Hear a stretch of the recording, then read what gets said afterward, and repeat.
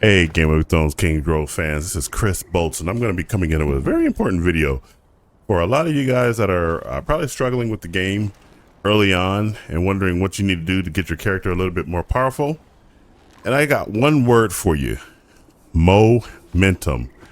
Now, before I get into the content, do make sure you like, share, subscribe, turn on those post notifications. All that good stuff will help me out. Now, what do I mean by momentum? Hold on one moment.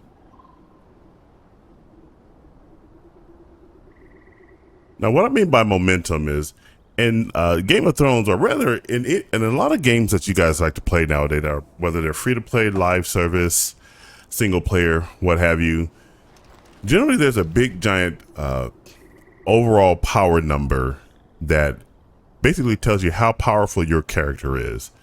Now, in some games it's called power and other things like that, but in Game of Thrones it's called momentum. And momentum is basically your total power for your entire character.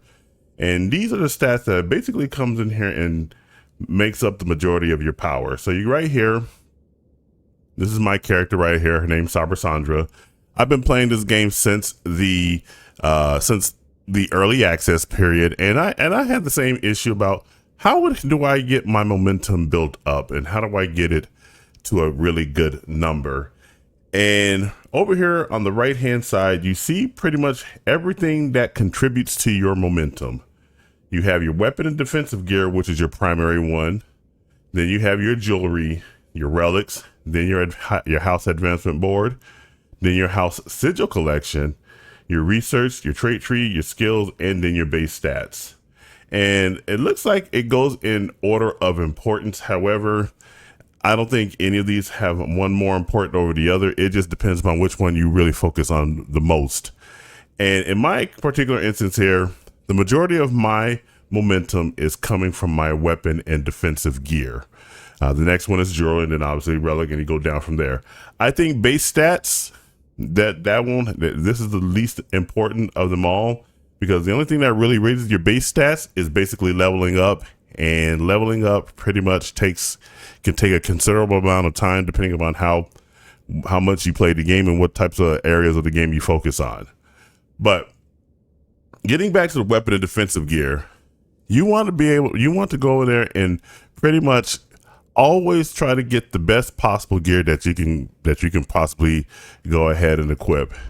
And then we'll go over here. And let me actually go out of this screen. Let me go to the,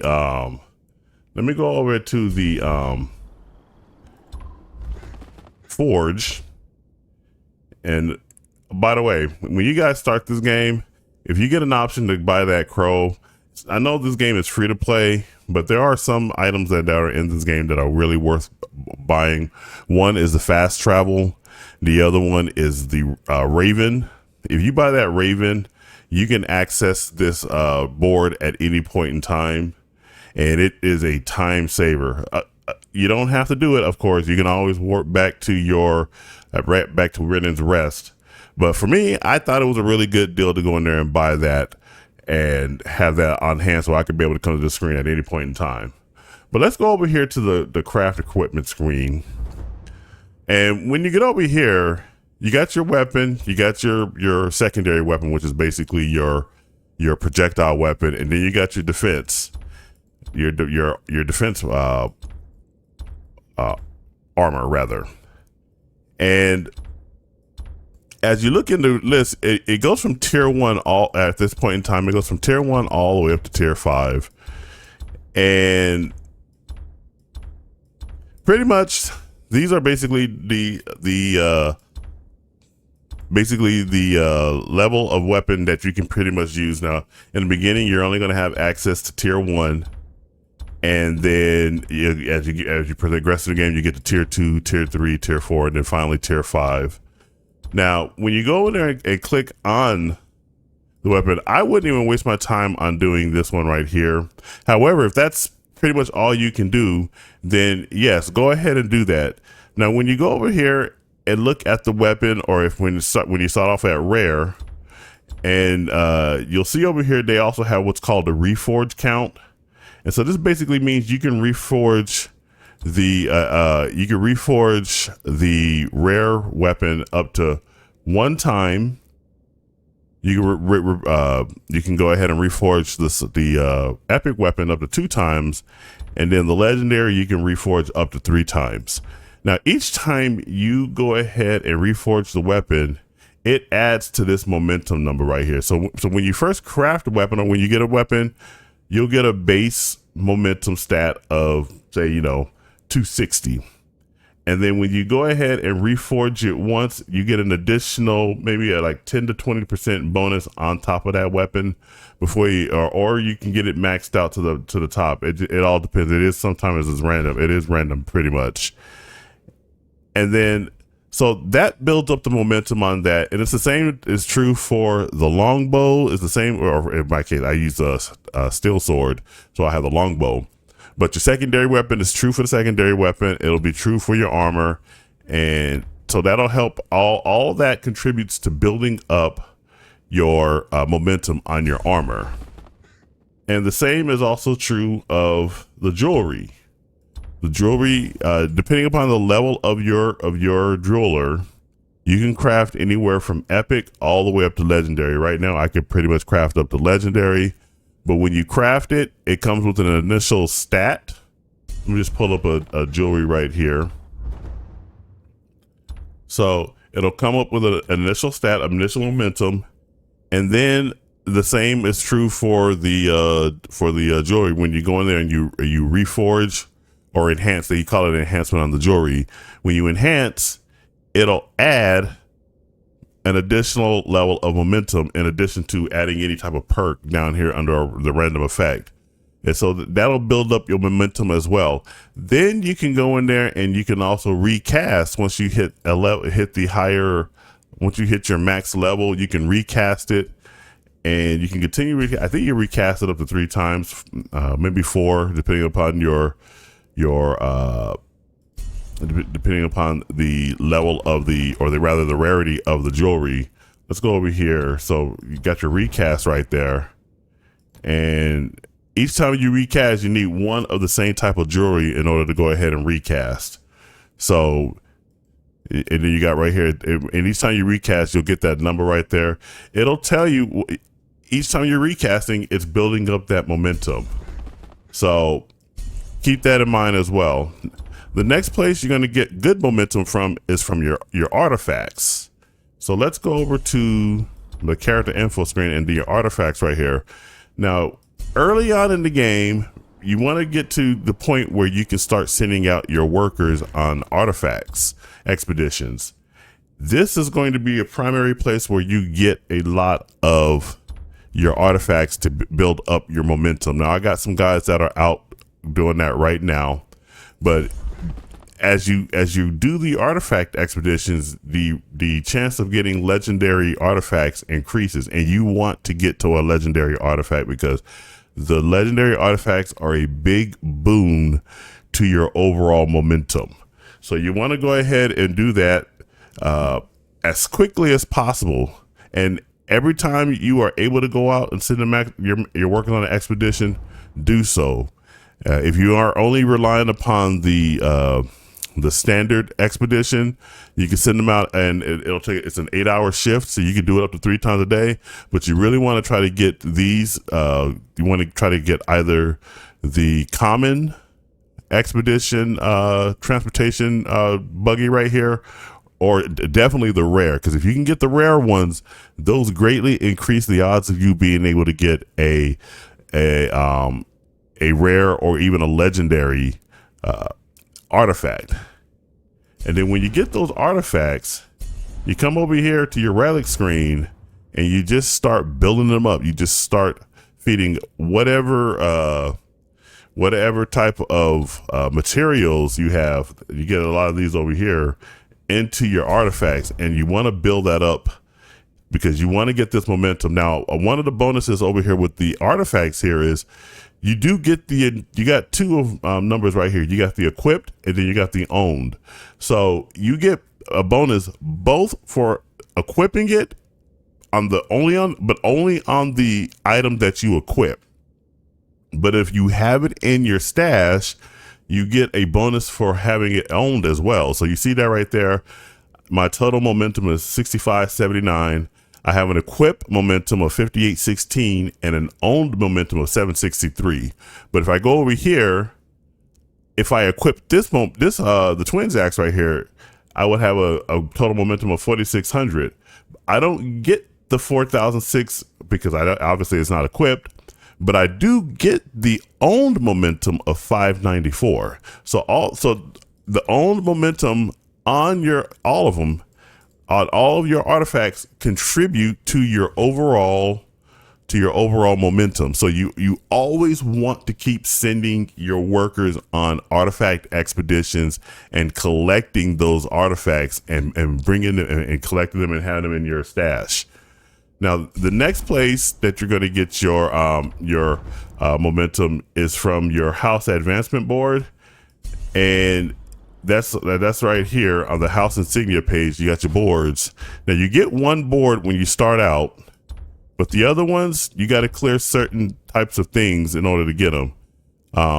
This one right here, the alliance one, you want to get with a really good alliance that is always contributing, because you can only buy this when your alliance reaches level 10. If you get to level 10, you can get that. But you also want to make sure you're doing all kinds of missions to get these other ones right here, because you can only get these by getting the tokens from completing various types of stuff around the map. So we'll just do a reach right here. So when you click on the reach, you get if you do a bandit, you get 7 reach tokens from doing a bandit camp. Or if you do a hideout, you get 45. And then you notice how it equates to the number of recharge points you have right there. So 45 recharge points, 45 reach tokens. 7 recharge points, 7 reach tokens. So you want to be doing these pretty much every day when you're going in there doing that. And I think you can also get some from some side quest missions, but I don't have any more side quest missions to be able to verify that. But you definitely get them from doing the beast hunts. You get them from clearing bandit caps. You do get it from doing the ruins. You also get some, and you only get it from the ruins one time. And then you also get some from doing these echoes of memories from the werewoods. You get some from right there as well. So, but then the next place we're going back to the house board. You also need your house insignias. So you get these from doing various missions and whatnot. You get these chests from completing the challenges. Actually, hold on one moment. I think it's from doing the missions up here. I'm sorry, not challenges, from missions. So if you do your missions, let me go all the way back to the first one. You just scroll down here, you see you got one right there. And so you do these missions and you'll get some of these rare ones, you'll get the common ones, and you'll get the as time goes on, you'll also get some epics. So you want to go ahead and do all your activities to be able to get these, to get off in there and match them up on the boards. Now, when I started out this game, when I was putting these things on these house sigils on the board, it was a guessing game. But if you can go in here, you notice how there's these green lines attaching to the various lower houses when they're tied to the great house. That means you get an additional bonus for going in there and equipping if the great houses and the lower houses have a relationship, you get a bonus. If they don't have a relationship, it stays neutral. But if they are antagonistic to one another, you get a penalty. So maybe there might be a reason why to line them up to get a penalty in the future that will contribute to how the game play. But right now, if you can focus on getting the lower houses that match up with the great houses, it will be of a much better benefit to you. You want to always put the greater house on the inside circle, because that you're going to get the greatest bonus associated with that. and then have all the great lower houses outside that circle. Now, the only time I would say you don't want to do that is if you have a higher,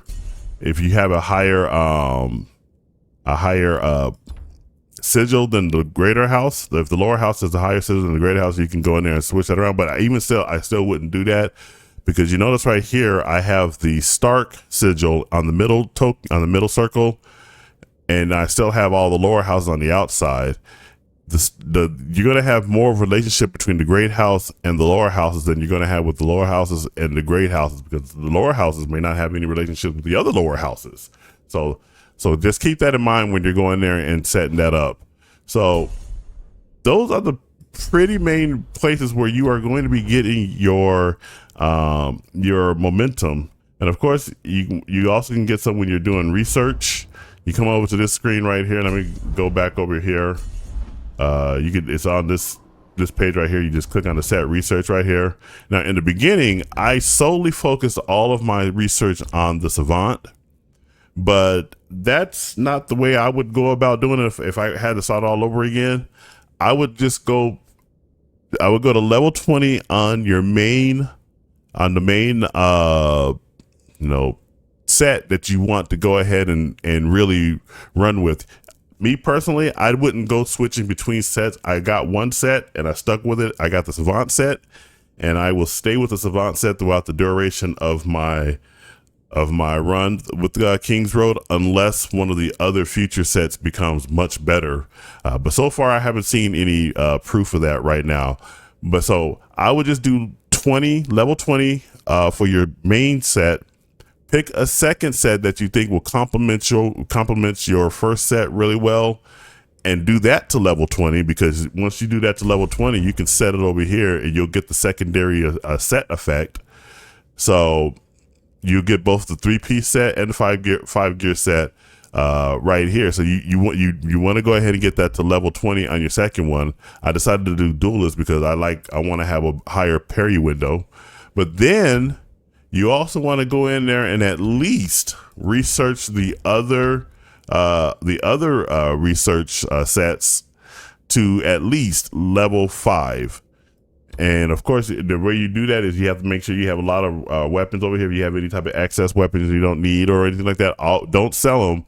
Come over here and use it to go ahead and do your research over here.